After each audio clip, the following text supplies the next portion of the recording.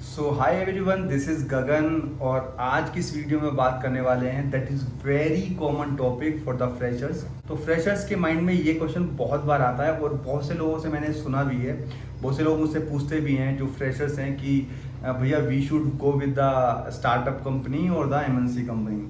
तो यार इस वीडियो में बेसिकली इस चीज़ को मैं as per my experience share करूँगा कि आपको स्टार्टअप कंपनी के साथ जाना चाहिए या फिर आपको एक एमएनसी कंपनी ज्वाइन करनी चाहिए।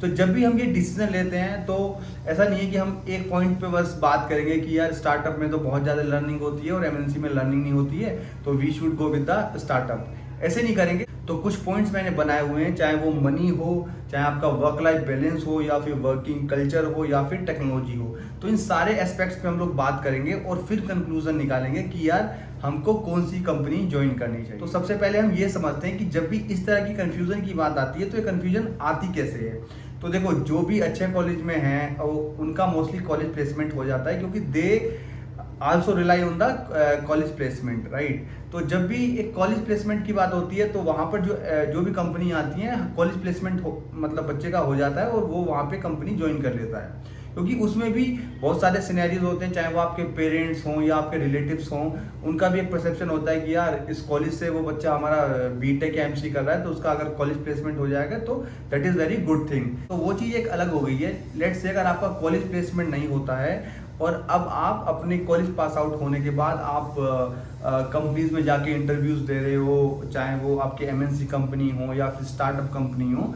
अब एक सिचुएशन ऐसी बन गई है कि आपके पास स्टार्टअप का भी ऑफर लेटर है और आपके पास एमएनसी का भी ऑफर लेटर है और अब आप कंफ्यूज हो कि यार अब मैं कौन सी कंपनी ज्वाइन करूं।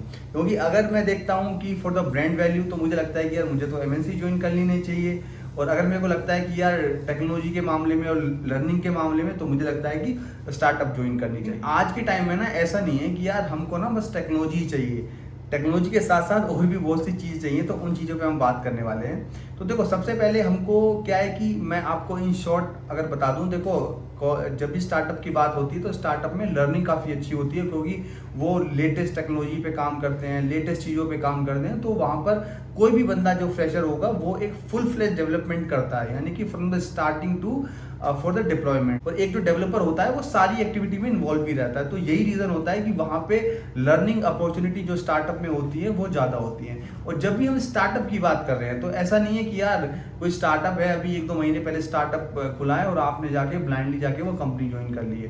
क्योंकि आपको ये भी समझना पड़ेगा कि भाई आप जाके ना उस स्टार्टअप में काम कर रहे हो, आप अपने 10 से 12 घंटे दे रहे हो, तो 10 से 12 घंटे के बदले में आपको भी कुछ मिलना चाहिए। ऐसा नहीं है कि आपने 1-2 महीने काम किया और स्टार्टअप जो है बंद हो गया और आपकी सैलरी वैलरी भी नहीं मिली है, तो उस एस्पेक्ट पे भी आपको सोचना पड़ेगा। तो सबसे पहली चीज़ ये कि अगर आप स्टार्टअप के बारे में सोच रहे हो, आपको ये देखना पड़ेगा कि वो स्टार्टअप है कम से कम उसको 1-2 साल हो गए हों मार्केट में, जिससे कि उसके पास थोड़ी फंडिंग वगैरह हो और वो जो भी डेवलपर्स हैं, जो भी उसके अंदर टीम काम कर रही है, उनको वो सैलरी भी दे पाए। तो ये भी एक पॉइंट है, क्योंकि ऐसा नहीं है कि यार कोई भी बस लर्निंग के लिए हम लोग काम करते हैं, पैसा नहीं चाहिए। ये एक मोटिवेशन होता है, चाहे आप फ्रेशर्स हो या फिर एक्सपीरियंस हो, पैसे से हमेशा मोटिवेशन आता ही आता है। तो पहली चीज हो गई मनी। लेट्स से अगर आपके पास 2 ऑफर लेटर है, एक एमएनसी का भी है और एक स्टार्टअप का भी है, तो अब आप ये देखो कि आपको जो अच्छा पैकेज है वो कहाँ से मिल रहा है, आपको इन हैंड सैलरी कहाँ से ज़्यादा मिल रही है। क्योंकि जब भी आप एमएनसी की बात करते हो तो एमएनसी का जो सैलरी स्ट्रक्चर होता है that is very different. Startup में सैलरी स्ट्रक्चर होता है वो दैट इज आल्सो डिफरेंट, क्योंकि स्टार्टअप में जो भी कॉम्पोनेंट होता है आपका फिक्स्ड होता है, पीएफ वगैरह करता है। कुछ स्टार्टअप पीएफ भी नहीं काटते हैं अगर उनकी एम्प्लॉय स्ट्रेंथ कम होती है। तो आपको अपनी इन हैंड सैलरी देखनी है कि आपको इन हैंड सैलरी आपको एमएनसी से ज़्यादा मिल रही है या स्टार्टअप से ज़्यादा मिल रही है। और मैं आपको ये बोलूँगा कि अगर यार थोड़ी बहुत अगर कम भी है ना स्टार्टअप में सैलरी, तो आप थोड़ा बहुत मैनेज कर सकते हो, मतलब एक पैसे को लेके आप सोच सकते हो, लेकिन ऐसा ना हो कि आपका पूरा फोकस ही जो है आपकी सैलरी पे हो, आपके पैकेज पे हो। हाँ, वो होना चाहिए। अगर ज़्यादा 50-50 का डिफरेंस आ रहा है तो आप कोई दूसरा ऑप्शन देख सकते हो, फिर आप एमएनसी के साथ जा सकते हो, लेकिन ये भी आपको कंसीडर करना चाहिए। दूसरी अगर हम बात करते हैं वर्क लाइफ बैलेंस की, तो देखो मैं आपको बता दूं कि वर्क लाइफ बैलेंस आप स्टार्टअप में जाओगे तो आपको वर्क लाइफ बैलेंस तो बिल्कुल नहीं मिलेगा, क्योंकि मैंने भी खुद स्टार्टअप पे काम किया। क्योंकि स्टार्टअप में जो होता है ना, ऐसा फिक्स नहीं होता है कि भाई आपकी 9 to 6 जॉब है। आप ऐसा होगा कि 9 to 6 में आप 9 AM जो है अपने ऑफिस में लॉग इन करोगे, और ऐसा भी हो सकता है कि आपको कभी कभी 10 या 11 मतलब बजे तक रुकना पड़ेगा, क्योंकि रिक्वायरमेंट ही ऐसी होगी कि स्टार्टअप में काम हो जल्दी वो लोग कराते हैं। इसीलिए मैं बोलता हूँ कि वहाँ पे लर्निंग अपॉर्चुनिटी ज़्यादा रहती हैं। तो वर्क लाइफ बैलेंस डेफिनेटली आपको एमएनसी में अच्छा मिलेगा, स्टार्टअप में उतना नहीं मिलेगा।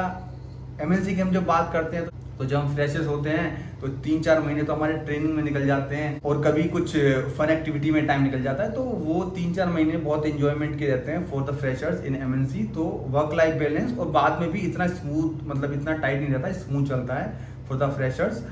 तो वर्क लाइफ बैलेंस एमएनसी में ज़्यादा best as compare to startup. तो अब बात करते हैं वर्किंग कल्चर की। तो वर्किंग कल्चर जो है वो working culture that is very subjective. वो ऐसा नहीं है कि यार किसी कंपनी में अगर काम ज़्यादा है और किसी कंपनी में काम कम है तो वहाँ का वर्किंग कल्चर काफ़ी अच्छा है। वर्किंग कल्चर कैसे डिफाइन होता है? लेट्स से अगर आप फ्रेशर हो, आपकी टीम जो है, आपकी टीम सपोर्टिव है या नहीं है, आपके जो लीडर और जो मेंटर हैं वो आपकी हेल्प करते हैं नहीं करते हैं, तो वो सब चीज़ वर्किंग कल्चर में आती है। तो मुझे ऐसा लगता है कि वो आपको स्टार्टअप में ज़्यादा देखने के लिए मिलेगा, क्योंकि उनकी भी अपनी रिस्पॉन्सिबिलिटी होती है, वो काम को ज़्यादा नहीं खींचना चाहते हैं, और मेंटर वहाँ पर काफ़ी अच्छे होते हैं, वो चीज़ों को अच्छे से एक्सप्लेन करके आपको बता सकते हैं।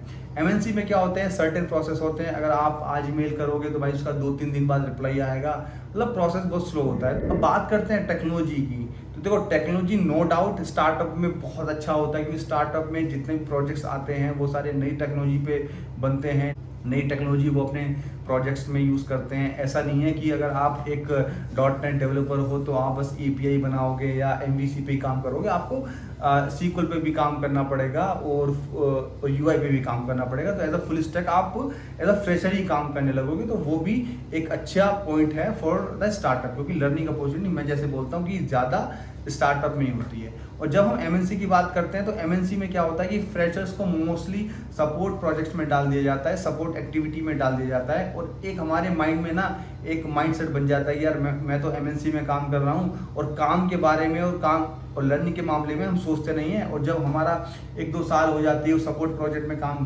करते करते, और जब हम कि कंपनी को स्विच करने के लिए सोचते हैं और इंटरव्यू देते हैं, तब हमें रियलिटी पता लगती है कि हम लोग कहाँ स्टैंड करते हैं। तो डेफिनेटली टेक्नोलॉजी के मामले में तो स्टार्टअप ही अच्छे होते हैं, एमएनसी उतनी बेस्ट नहीं है।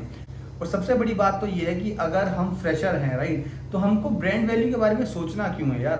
क्योंकि आपको पता है इस इंडस्ट्री के अंदर आप बिना लर्निंग के और बिना हार्ड वर्क के आप कुछ नहीं कर सकते हो। ऐसा नहीं है कि जो आपने आज सीख लिया है वो आपका 10 साल तक काम करेगा, ऐसा नहीं होता है। आपको हर साल और हर अल से डे टू डे अपडेट रहना पड़ता है। तो मुझे तो ये लगता है एज पर माई एक्सपीरियंस कि अगर आप फ्रेशर हो तो आपको अभी ब्रांड के बारे में नहीं सोचना चाहिए। आपको सोचना चाहिए कि एक अच्छा स्टार्टअप जो आपको एक अच्छी सैलरी दे दे, वहाँ पे वर्किंग कल्चर अच्छा हो, वहाँ पे वर्क लाइफ बैलेंस अच्छी हो, टेक्नोलॉजी अच्छी हो, तो वो आपको ज्वाइन करनी चाहिए। 1-2 साल काम करो। और मैं आपसे ये भी बोलूँगा कि ऐसा नहीं है कि यार आपको 5 साल स्टार्टअप में काम करना है, आप 1-2 साल काम कर लो, वहाँ से चीज़ें लर्न कर लो, और फिर आप कोई ऐसी एमएनसी कंपनी जाके ज्वाइन कर सकते हो, क्योंकि आपका फिर बेस स्ट्रांग हो जाएगा और आप इजीली इंटरव्यू भी क्रैक कर पाओगे।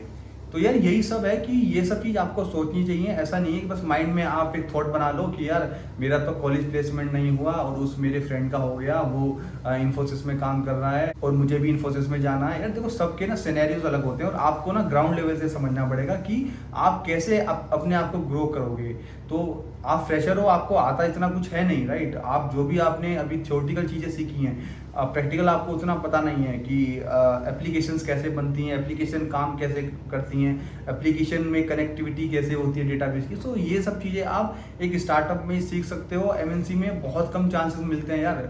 एमएनसी में मोस्टली मैंने देखा है 99% फ्रेशर्स को सपोर्ट प्रोजेक्ट्स में ही डाला जाता है। तो ये एक बहुत बड़ा रीज़न है, और हम अपने माइंड में ये बना के कि यार मेरे को तो एक brand value as a fresher join कर दिया, और फिर हम अपना ही नुकसान करते हैं। अगर आपका कोई भी कंफ्यूजन और कोई भी डाउट है तो आप वीडियो को कमेंट में जाके कमेंट कर सकते हैं। आपको मैं वहाँ पर जाके जरूर रिप्लाई करूँगा। और आपको अगर कुछ ऐसी वीडियोस चाहिए, कुछ टॉपिक्स पे वीडियो चाहिए, तो वो भी आप कमेंट कर सकते हो। डेफिनेटली मैं थोड़ा सा टाइम निकाल के उन टॉपिक्स ऊपर वीडियो जरूर बनाऊंगा। यही था जो मेरा एक्सपीरियंस था, जो मैंने आप लोगों के साथ शेयर किया कि आपको स्टार्टअप ज्वाइन करनी चाहिए या फिर एमएनसी ज्वाइन करनी चाहिए। आई थिंक आपको आंसर भी मिल गया होगा, बट एट द एंड देखो डिसीजन आप लोगों का ही है, आपको जो सही लगे आपको वो करना चाहिए, क्योंकि एट द एंड जो है डिसीजन हमें खुद ही लेना पड़ेगा।